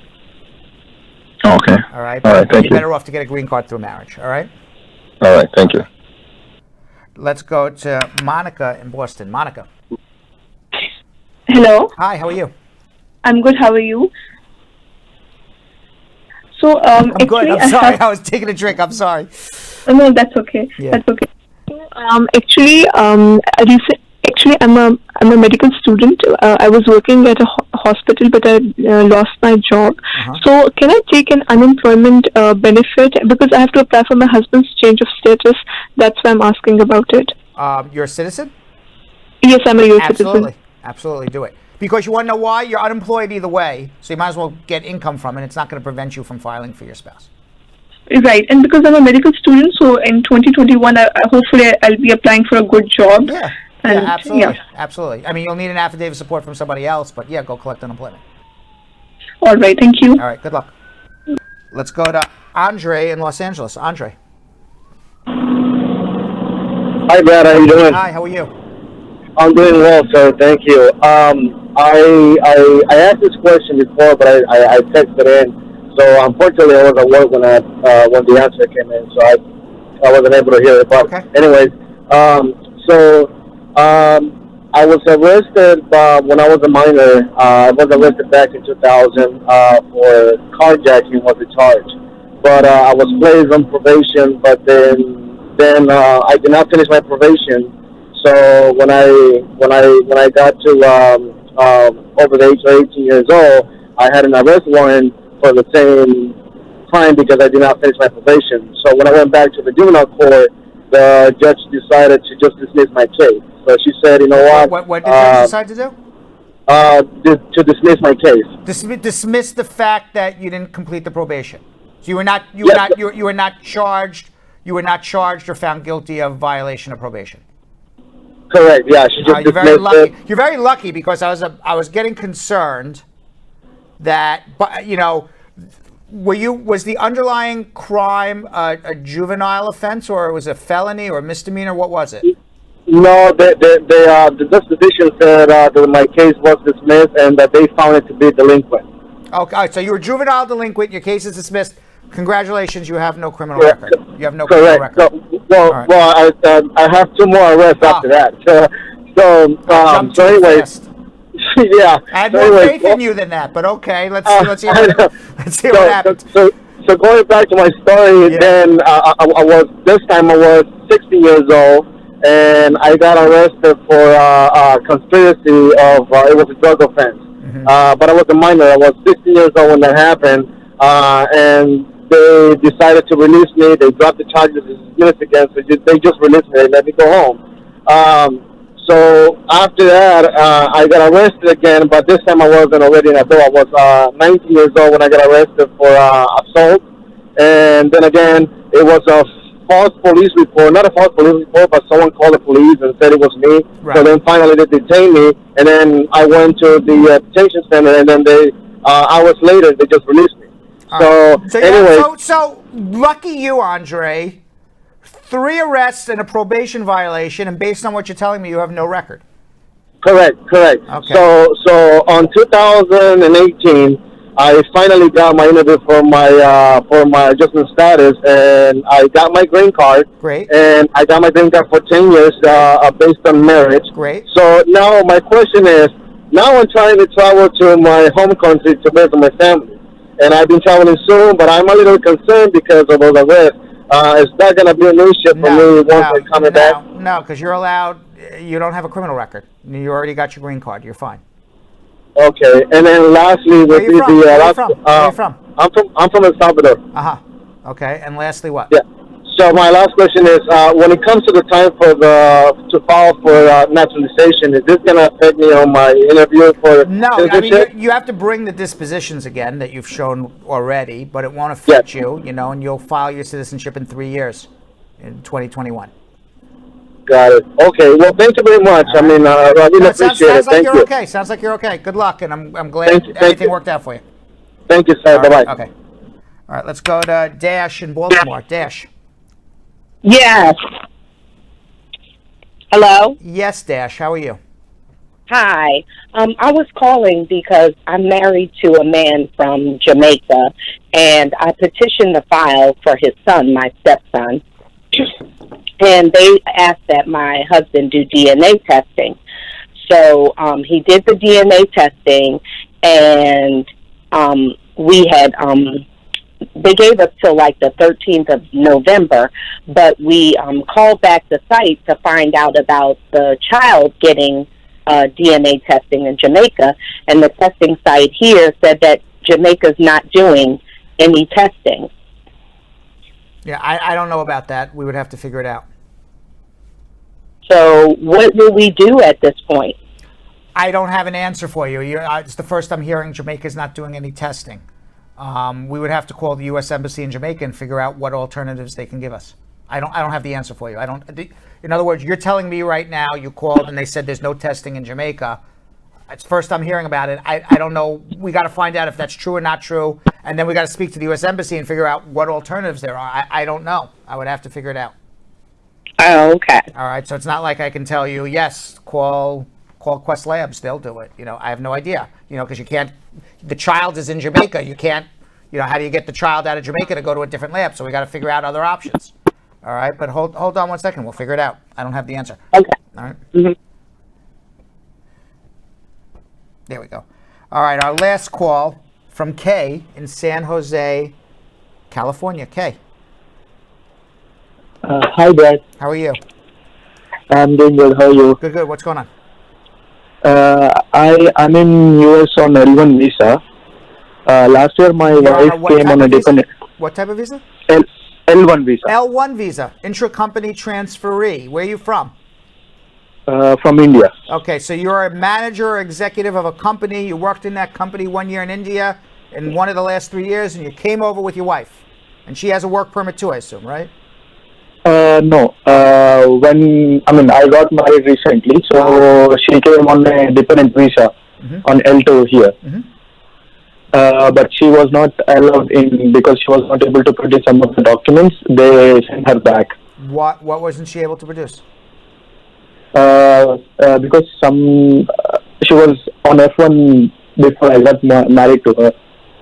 So they asked some documents related to her F1. They wanted to make sure that she didn't violate her F1 visa. Yeah. Correct. And she wasn't able to present that, and they sent her home? Yes. Wow, terrible. So what happened? So where is she now? She's back in India. She's back in India, yeah. Okay. So your question is, how do you get her here? Yes. Well, did she violate her F1 status? Let's start with there. Yeah, I think they put 2126 AC something. All right, so if she violated her F1 status, and they're saying she committed fraud or she overstayed her time, then she would need a non-immigrant visa waiver. So we have to go back to the U.S. Embassy and apply for a non-immigrant visa waiver for her to come here. And she has to show that the reasons for her to come benefit the United States more than the reasons to keep her back. If she's not able to do that, then ultimately you're on an L1. Your choice would be apply for your green card. You can in the EB1 category, and then she can file it to join and would need a waiver or a green card waiver, one or the other. But somehow she's going to need a waiver. Okay, so how many months it's going to take for a waiver?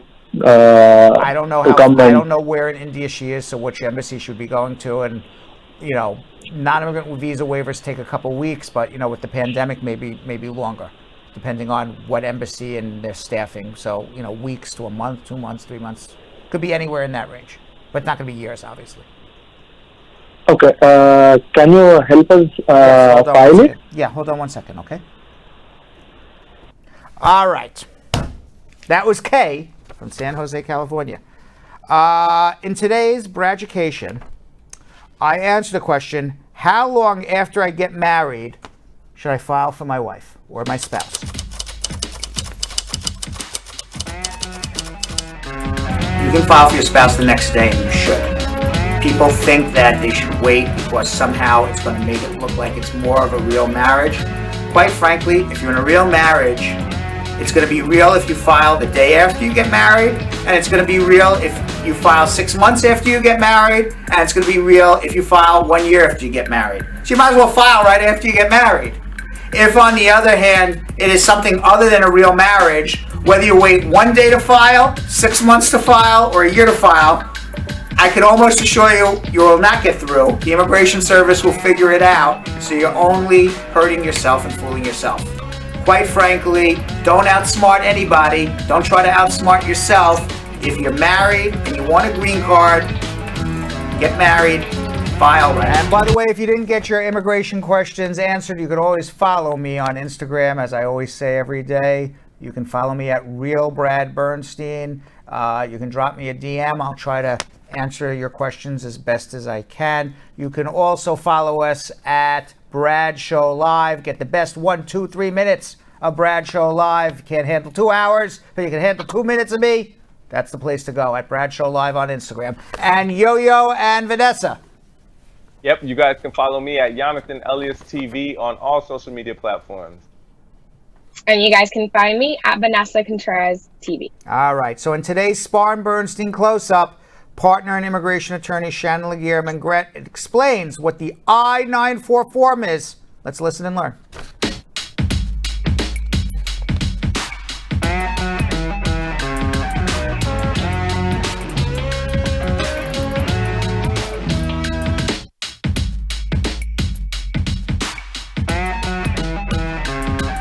So this is a new form that came out. It's 18 pages long, very, very detailed. You have to submit documents to basically show that you're able to take care of yourself. So for example, if you are applying for a green card, primarily that's what this is being used for, you need to be able to demonstrate that you are basically self-sufficient, or that you have family that can take care of you, but that you're not going to be primarily dependent on public benefits. So there are a lot of questions that are asked. The I-864 does determine whether or not the person who is the petitioner, the person sponsoring you, have the assets, have the financial resource to be able to support you. But now basically they're looking to see, are you the actual applicant, the person requesting the green card? Are you basically, is there a likelihood that you're going to become dependent on public benefits? So they ask you questions, for example, about your credit report. And so keep in mind, there are a lot of people who are here in this country who don't have a credit report. So they're requiring that you show that either, number one, don't have a credit score or don't have a credit report. And if you do, that you need to basically submit that. And a lot of times they're asking you about your educational background, because they want to see in the future, will you be able to work? So if you have an education, even if it's from another country, they want you to be able to demonstrate, this is the education that I have, these are certificates. So we've been asking a lot of our clients, submit certificates from what you did back in your country. And if you've done anything here, certainly that can make you employable, make sure you submit that also. They're also asking questions about whether or not you speak English and evidence of that. So some lawyers are basically submitting affidavits where you're indicating as the applicant that I can speak English, and I basically swear and attest to that. I've done it basically where I've had people who come from English-speaking countries demonstrate, like with their educational background, that they completed school in their country and that they speak English. But these are some of the things that are being taken into consideration, because they're weighing, and that's really what's important here with the I-944 and the new public charge rule, is they're weighing what is the likelihood of you being able to be self-sufficient, right? What is the likelihood that you'll be able to support yourself without being primarily dependent on government benefits? All right, let's do something we like to call social media check-in. Let's check in with the questions on Facebook and YouTube. What do you guys got? Okay, Denise Finlay on YouTube asks, I'm a F4 category. My daughter's now 22 years of age, waiting for an interview. Is she still safe? From Jamaica. She's in the F4 category, and she's 22. It depends on how long the I-130 took to get approved. It depends on when you paid the fees at the National Visa Center. I would need to know more. Okay, the next one comes from Paul Arojo on Facebook. I filed 601-212 waiver last January 31st, 2020. The case is outside normal processing. We did 2 inquiries, and the last one said the case is under extended review. What do you suggest? Unfortunately, you just got to wait it out for those waivers. They're taking over a year. It's a horrible situation what's going on with the waivers right now. Okay, and also on Facebook asks, my I-485 based on vowel was filed June 2020. How long is the processing time? 2 years. Vanessa Grace on Facebook. My father is a U.S. citizen who currently lives outside of the U.S. He has an address in the U.S. and he goes there for his doctor visits. I am wondering if the U.S. Embassy would regard him as not domiciled in the U.S. Would he need to revive his bank account and sign a paper to say that he is domiciled in the U.S.? Well, he's not domiciled in the U.S., no matter what paper he signs. You know, domicile is a legal term to, like, where do you actually live? He's not living in the U.S. He's living in another country, and he comes to the U.S. to go to a doctor with a green card. So it's a problem. So either he's going to get a re-entry permit, or he's going to turn in his green card and get a visitor's visa, which is, you know, probably he's using his green card to visit, not to live here. Okay, Annette Hibbert Bell on Facebook asked, I have a daughter in Jamaica who's disabled. I'm now a citizen of the United States. Is it possible for me to file for her to come to the U.S.? Yes, but it's not going to make it, just because she's disabled, they're not going to make it go faster. Dora Explorers on Facebook. If a green card holder who has resided with a child in Jamaica for 2 years has legal custody becomes a citizen, will there be any difference in application, and how long will it take to be able to take his child to the U.S.? This person is originally from Jamaica, is a Jamaican citizen, so can the filing be done in Jamaica? No, you have to file an I-130 in the United States if the child is not living in the United States, even if you're a U.S. citizen, to bring the child to the United States, to live with you in the U.S. When the child enters, the child will become an automatic citizen. only if you are a U.S. citizen and were residing in the United States for 5 years over the age of 14 before your child is born, then you can go into the U.S. Embassy and just get a U.S. passport. But otherwise, if the child's born after, if the child's born before you become a U.S. citizen and then you become a U.S. citizen, then you got to file the I-130 and bring the child up.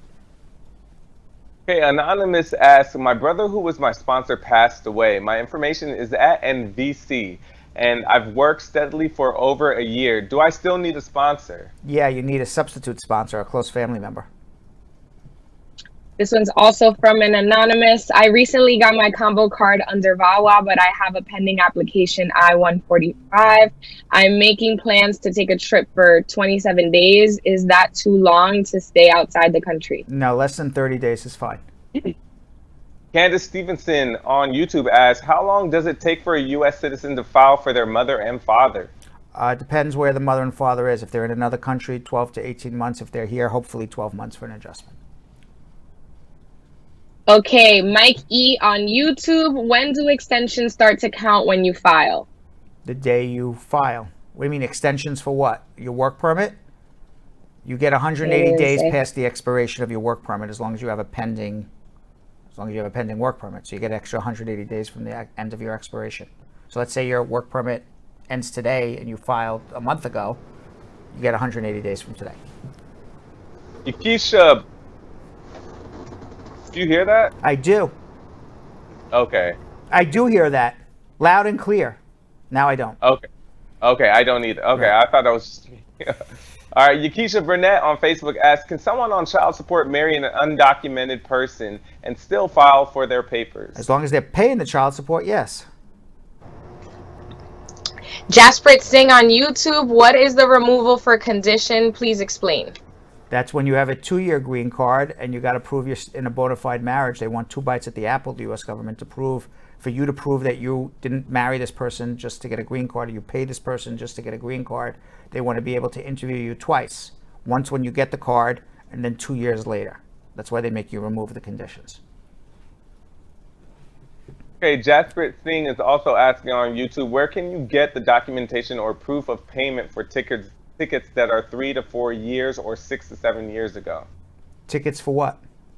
Tickets to the concert? Proof of payment. Which concert? Movie tickets? What tickets are we talking about? Speeding tickets? Is there some kind of documentation or proof of payment, like receipt? If you're talking about like a ticket in a court, you got to go to the court. I'm not sure what tickets they're talking about. Okay. The next one comes from Abdel Eluanas on YouTube. My I-130 case was approved, but recently they reopened it for reconsideration. What does that mean? That means that if it was approved and they're reconsidering it, they may now deny it or give you a NOID and give you reasons why they think they're going to deny it and give you an opportunity to rebut it.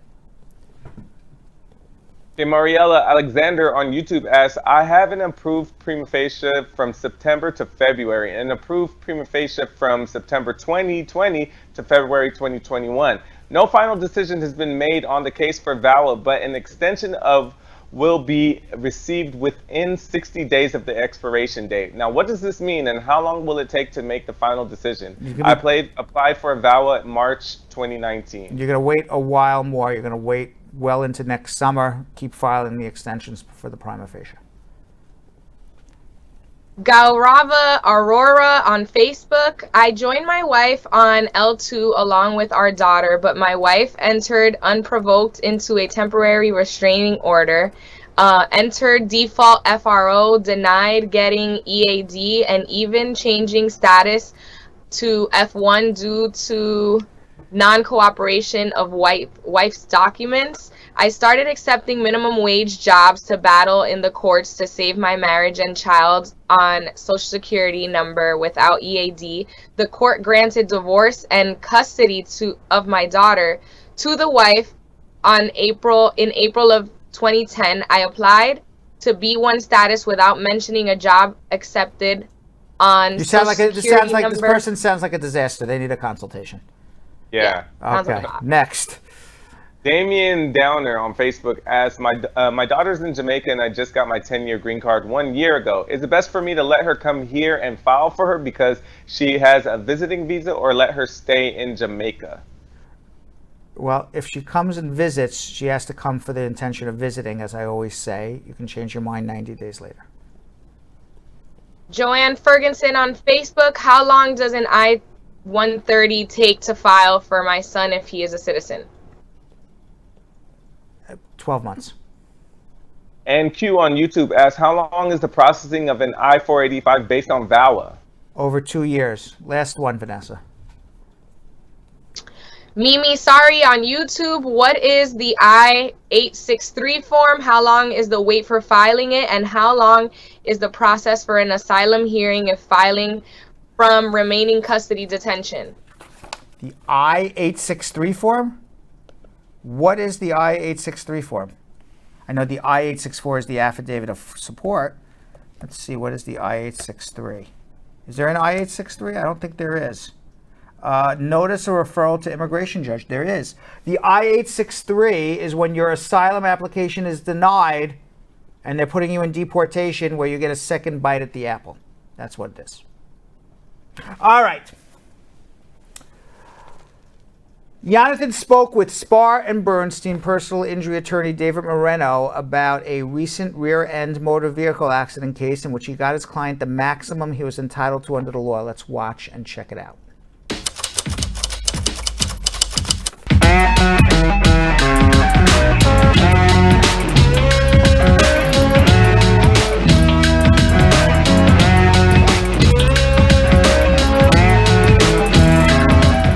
Squad, Yonathan Elias here today with Spar and Bernstein personal injury attorney David Moreno. It's my boy right here.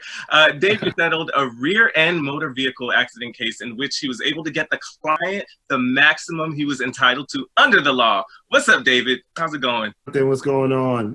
Really nice to catch up with you during this quarantine and have an opportunity to speak to all of our clients out there and the whole media world and the Bradshaw live space. Absolutely. Just happy to be I'm here. happy to have you here too. Let's talk about the case. What were the details in this case? Yeah, so we had a client that was here in New York City, and he was rear-ended by another individual, which is something that has probably happened to most of us at some point in our life. After he was rear-ended, he did the normal thing, got out, exchanged pleasantries. The individual that hit him made the age-old suggestion, like, let's not get the police involved, let me just give you some cash. He was smart not to go wrong. Don't do it. It sounds good in the moment, but you know what's going to happen down the road. Right. Our client, looked at his car. He had some property damage. Didn't feel too bad. Went home. Went about his business. He was fine. So, okay. So your client did call the police and got a police report. Correct. He did. Unfortunately for him, his police report was actually incorrect. In situations, right, we're going to have two sides to any story. Yeah. But some situations are more clear-cut than others. When you hit from the back, the assumption is almost always that the person that rear-ended the vehicle in front of them is going to be liable, right? If you hit somebody from the back. So when the police came, the other driver informed the police officer that it was a green light, our client short hit him. Our client actually said that he was sitting at the red light for at least 3 to 4 seconds before he felt the impact. But here's the issue. On the police report, even though we have two very, very different stories, there's a scenario where our client stopped short and the other car hit him. Now, either way, with the insurance companies, there's still the inference that you should be aware of, driving safely, keeping a distance between you and the car in front of you. So you still would be responsible if you hit somebody from behind, but they were trying to impute liability onto our client. Okay, so since your client on the police report said he stopped short at the light, so did this cause the other side's insurance company to say they weren't liable?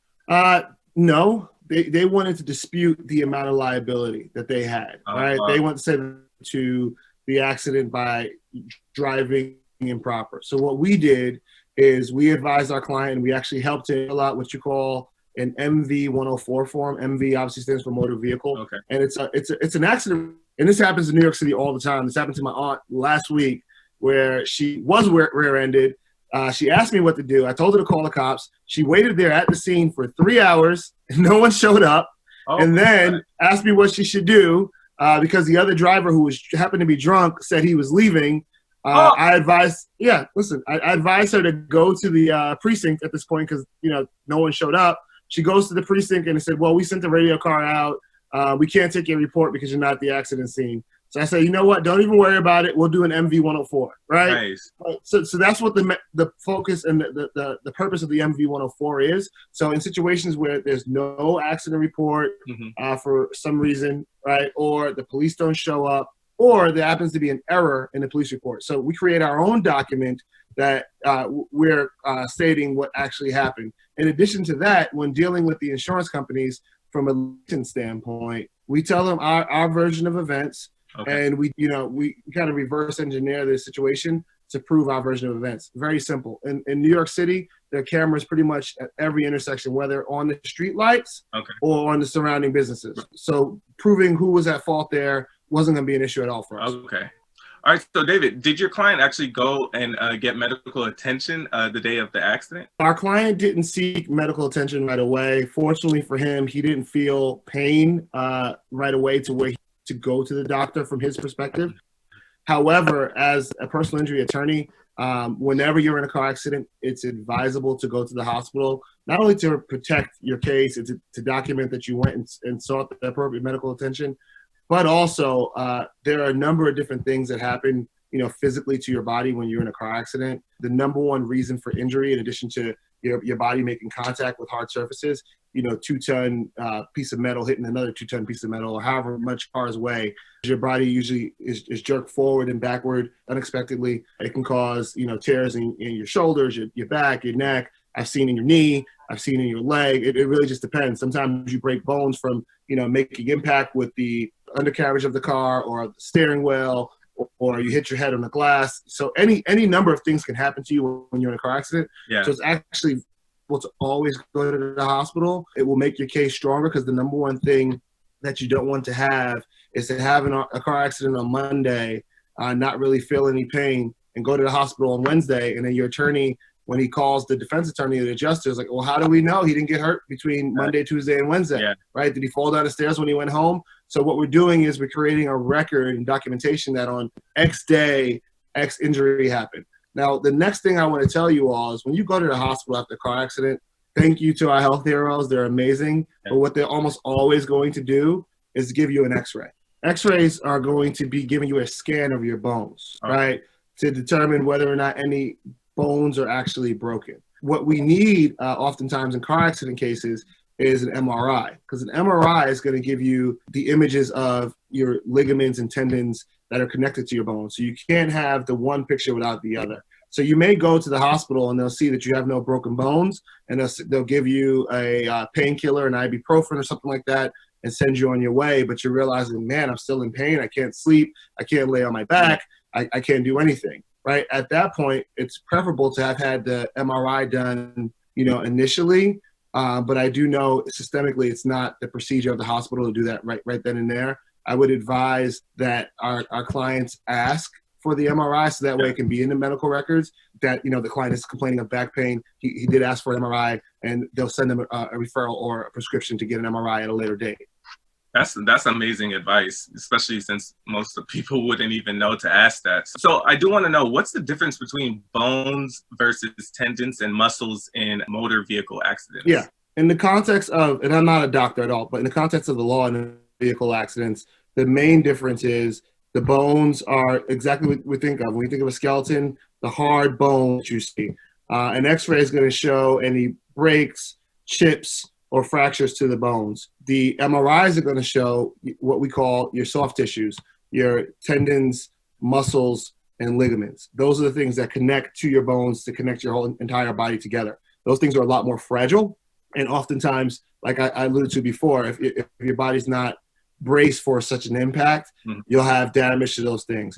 One of the reasons why, and it's a good story to think about. So I don't know if you guys remember Edgerrin James. He played for the Miami Dolphins back in the day. Very famously left the NFL. So I remember in law school, I was down at the U. Edgerrin James was playing for the Dolphins at the time, and he came to speak to the Sports Lawyers Association at the time. And they asked Edgerrin James, "What do you do for a living?" He said, "I get in 20 car accidents a day.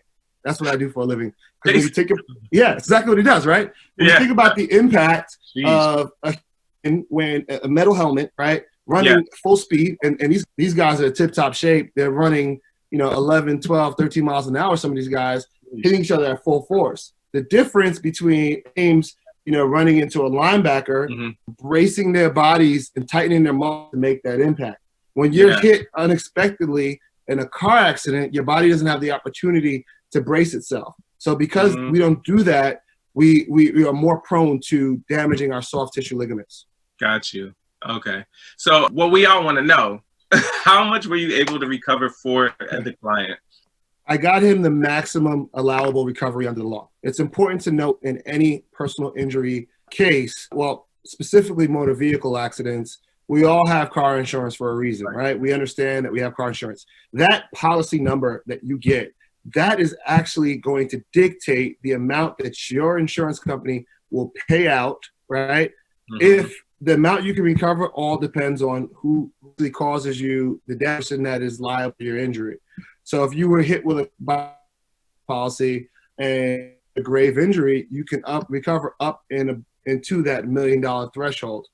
There are certain situations and protections in the law where you can go above that. So the amount that you can recover is going to be completely dictated and controlled by the amount of coverage that the offending vehicle or the person that's liable for the car accident has, right? So if you have the fortune, quote unquote, or misfortune to get hit by Joe Schmo millionaire driving his Bentley, and he's got $1 million policy because he wants to make sure that if he does get in a car accident, nobody can touch his multi-million-dollar mansion, right? Then you can recover up to $1 million, right? Wow. Just because the person has that insurance policy doesn't mean that you're going to get the $1 million. You're going to need to have what they call a sustainable settlement amount. So if you got, a fractured toe from the car accident and it's $1 million policy, the person hits you, you're not getting $1 million, no matter if you have, Dave Moreno, Brad Bernstein, Moshe Baruch, or any of those PI lawyers on television, because the law just doesn't allow for it. However, if you're seriously injured or you have severe injuries and there's precedent for it,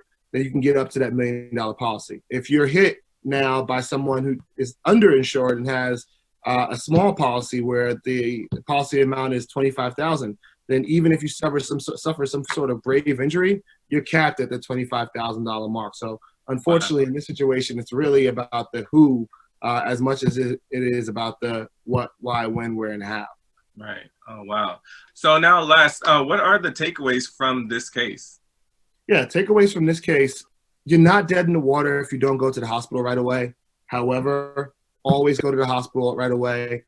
Always, always, always take pictures at the scene when things happen to document things the way they are as they happen, right? Because if you now move the cars and then take pictures and they're not positioned the same way they were at the time of the accident, it's a lot harder to tell the narrative as to what happened. And believe it or not, from the way cars are positioned just after an accident, there are experts that are smarter than you and I that can probably tell us with some sort of scientific certainty what exactly happened based on the position of the vehicle, and even sometimes predict how fast one vehicle was going versus the other. So take pictures, seek medical attention, speak to a lawyer right away, review your documents. Don't just get the police report and accept that what's on the police report is going to be 100% accurate, right? Also know that if something is inaccurate on that report, you can ask for it to be amended.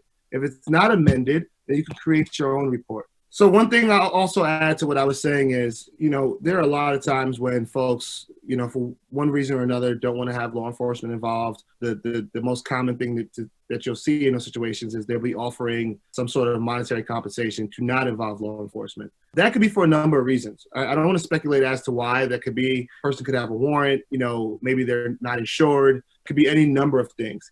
However, if you take that money, it doesn't necessarily preclude you from not bringing a civil suit, but it doesn't reflect well on your claim, right? Because now it's a situation where a jury, if it ever makes it that far to a trial, or an adjuster and dealing with them, your client was just out to get money, didn't even worry about going to the hospital right away, but instead took money from, the defendant. So it's not advisable. I don't want to speak for every situation. There may be situations where there's just property damage. But even still, I'll err on the side of not taking that money. If the car has insurance, that property damage would be covered by the insurance company anyway. Nice. All right. Well, this was great information. I really appreciate you for taking your time out and speaking with us about this. And also, of course, congratulations on another successful outcome for a Spar and Bernstein client. So, Brad Squad, now to get in touch with David or any of the other talented attorneys here at Spar and Bernstein, I need you guys to call 1-800-529-5465. That's 1-800-529-5465. All right.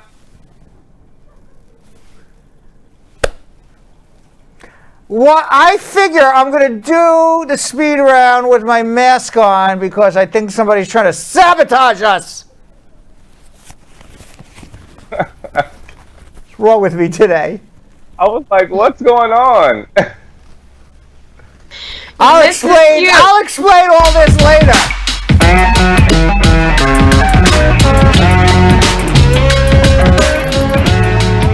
I'll explain it all later.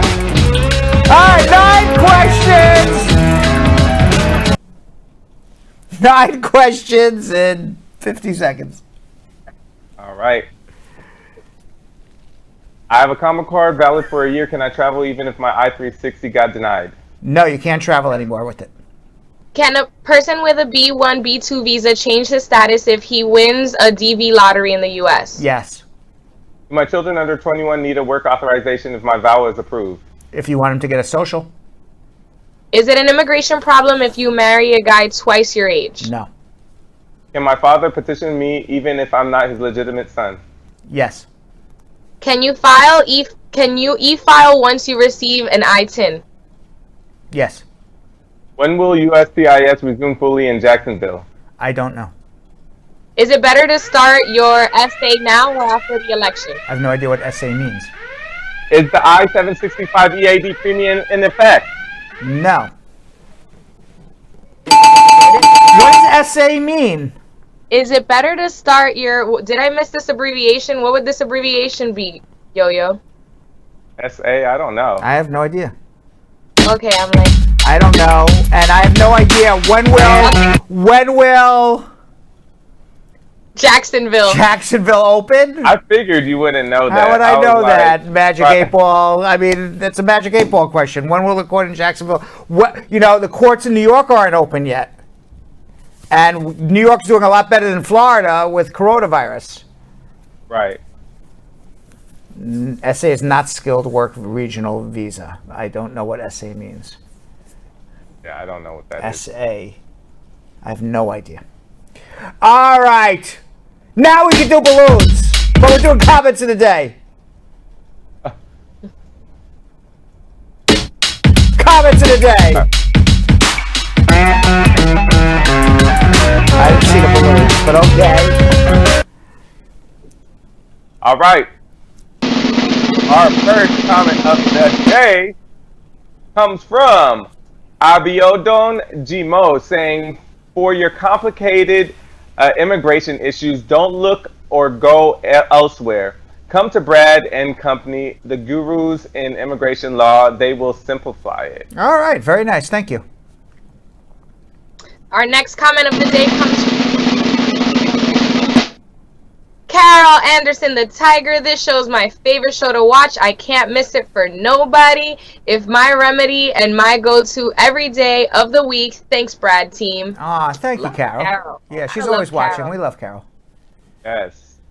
All right. Our third comment of the day comes from Yulene King saying, if you want to know the answer to all your immigration questions, this is the place to be. So please like, share, and subscribe, and all your answers will be answered. All right. That's true. Very, very true. Thank you. Very nice. And our last comment of the day from one of our loyal Star Girl Mika says, Brad, when I come to Spar and Bernstein, I want a big picture of you that I can frame and put up in my house that says best immigration attorney ever born. Wow. Framing me for the house. Why not? Yeah. Why not? My pleasure. All right. Thank you all for joining us on Hump Day. We'll see you all tomorrow at around 5:30, 6-ish, somewhere in there. Take care. So, Sam, as part of the production, we have to say this disclaimer at the end of the show. Do you mind reading it for me? Okay. Okay, but you know, Brad, I have to do everything around here. It's bad enough I've got to remember everything that happened on the episode from the previous day. Forget it. I'll do it. The proceeding was information only and not specific legal advice. Consult an attorney about your individual situation. Prior successful results do not guarantee a similar outcome in the future. To make an appointment with the Spar and Bernstein law firm located at 225 Broadway in New York City, call 1-800-529-5465. That's 1-800-529-5465. Easy to remember, 1-800-LAWLINK. That's 1-800-LAWLINK. Once again, make a call to 1-800-529-5465. And of course, link up with the law offices of Spar and Bernstein, located at 225 Broadway on the 5th floor. If I were you out there, make the call, make the link, make the connection, make it Spar and Bernstein. 1-800-LAWLINK. That's 1-800-529-5465. And now, conveniently located in Hartford, Connecticut on 1 Congress Street. Visit us in Connecticut or in New York at 225 Broadway. That's 1-800-529-5465. 1-800-LAWLINK. 1-800-529-5465.